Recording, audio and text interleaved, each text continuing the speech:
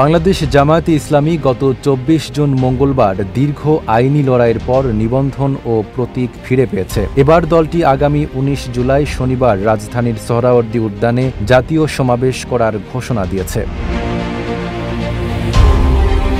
আসন্ন জাতীয় সংসদ নির্বাচনকে অবাধ, সুষ্ঠু, নিরপেক্ষ ও শান্তিপূর্ণ করতে লেভেল প্লেইং ফিল্ড নিশ্চিত করা, সকল গণহত্যার বিচার, মৌলিক সংস্কার, জুলাই সনদ ও ঘোষণাপত্র বাস্তবায়ন, জুলাই অভ্যুত্থানে নিহত ও আহতদের পুনর্বাসন, PR পদ্ধতিতে নির্বাচন এবং প্রবাসীদের ভোটাধিকার নিশ্চিত করার দাবিতে এ সমাবেশ আয়োজন করা হচ্ছে। এ সমাবেশ উপলক্ষে ২৫ জুন বুধবার দুপুরে জামায়াতে ইসলামীর কেন্দ্রীয় কার্যালয়ের সংগঠনের সেক্রেটারি জেনারেল ও সাবেক MP অধ্যাপক মিয়া গোলাম পরোয়ারের সভাপতিত্বে জাতীয় সমাবেশ বাস্তবায়ন কমিটির এক বৈঠক অনুষ্ঠিত হয়। মাঠের অলরাউন্ডার আমি, আর ঘরের অলরাউন্ডার টাইলক্স।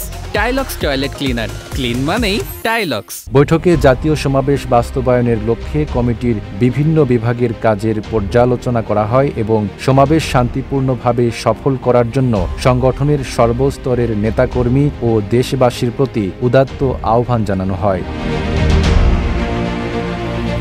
জামায়াতে ইসলামীর কেন্দ্রীয় প্রচার বিভাগ মুজিবুল আলম স্বাক্ষরিত এক সংবাদ বিজ্ঞপ্তিতে জানানো হয়, জাতীয় সমাবেশ বাস্তবায়ন কমিটির ওই বৈঠকে উপস্থিত ছিলেন সংগঠনের সহকারী সেক্রেটারি জেনারেল মাওলানা আব্দুল হালিম, কেন্দ্রীয় নির্বাহী পরিষদ সদস্য মোবারক হোসেন এবং ঢাকা মহানগর দক্ষিণ ও উত্তরের আমির নুরুল ইসলাম বুলবুল ও সেলিম উদ্দিন, ঢাকা মহানগর দক্ষিণ ও উত্তরের সেক্রেটারি ডক্টর শফিকুল ইসলাম মাসুদ সহ অন্যান্য নেতাকর্মীরা। নাইম আরাবী, ঢাকা পোস্ট।